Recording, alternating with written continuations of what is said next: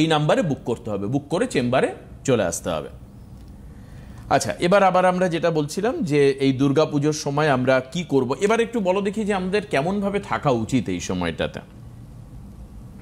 এই সময় কেমন ভাবে বলতে, বাড়িতে অশান্তি না করা, কোনো ঝামেলায় না জড়ানো, হ্যাঁ, মনে আনন্দ রাখা, গুরুজনদের সঙ্গে অশ্রদ্ধা না করা, পারলে তাদের সেবা যত্ন করা, এইগুলো দান করা লক্ষ্যে, পারলে যারা গরিব, যারা জামা কাপড় কিনতে পারছে না, ছোট ছোট বাচ্চারা, বৃদ্ধরা, তাদের জন্য বস্ত্র দান করা। মানে আমি শুধু নিজের জন্য ভাববো না, আমাকে অন্যের জন্য এই সময় ভাবতে হবে। হ্যাঁ, অবশ্যই ভাবা উচিত। যে ভাববে সেই নিঃস্বার্থভাবে যে দান করবে তাকে ঈশ্বর কিন্তু পেছন দিক থেকে দেখবে।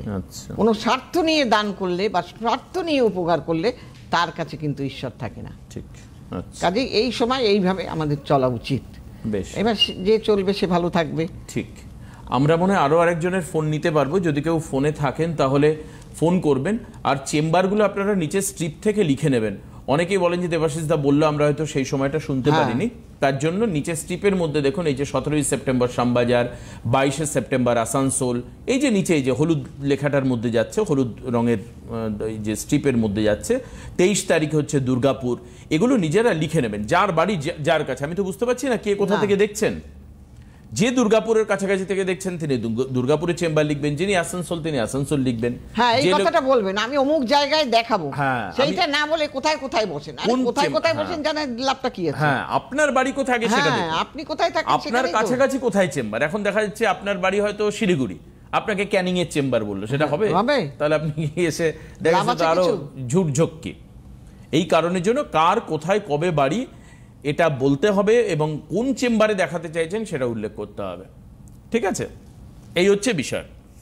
আর ইউটিউবে অ্যাস্ট্রোলজার অনন্যাদি এটা দেখবেন, তাতে অনেক কিছু দেয়া থাকে আপনাদের, সেগুলো আপনারা জানতে পারবেন। অনেক রকম রিলস দেয়া থাকে, সেগুলো জানতে পারবেন। সিটিভিএন এর রিলস গুলো দেখবেন, যেগুলো অনন্যাদি রিলস করে আগেও আছে সিটিভিএন ইউটিউব পেজে গেলে সেখানে দেখতে পারবেন। বিভিন্ন বিষয়ে দিদির সাজেশন দেওয়া আছে, এই সময় কি করা উচিত, মানে একদম প্রিসাইজ জিস্ট জিনিসটা দেওয়া আছে।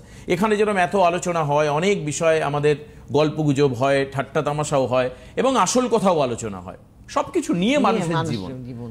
কখনোই কড়া ধাঁচের অ্যাস্ট্রোলজি তা নয়। মানুষ জীবন, জীবিকা, সংসার, সংশয় থেকে বেরিয়ে আসা সবকিছু নিয়ে হচ্ছে অ্যাস্ট্রোলজি।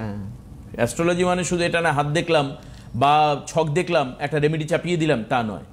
আচ্ছা, এইবার বলি, পুজোর পরে কিন্তু পরীক্ষা। এইবার যারা পড়াশোনার, যাদের মন বসছে না, অনেক অনেক ভালো ভালো ছেলেরা, মা বাবারা ভাবছে কি যে আমার ছেলে তো পড়াশোনায় ভালো, ভালো রেজাল্ট করে ফেলবে। কখনো না, কারণ গ্রহরা ঘোরে। আমরা যেমন ঘুরি, আমি বাড়িতে ছিলাম এখন এখানে, দেবাশিস যেমন বাড়িতে ছিল এখন এখানে, তেমনি গ্রহরাও।